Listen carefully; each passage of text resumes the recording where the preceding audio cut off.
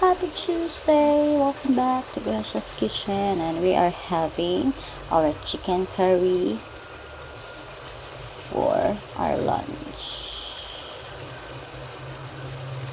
Look at that. Okay, we are waiting for the potatoes to be tender. Kasi hindi pa siya malambot.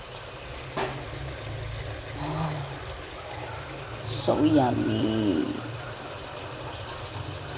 Amoy pa lang guys, ulalam na.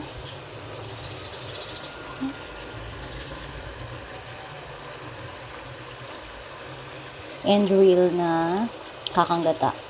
Yung iba ayan, gagawin kong langis.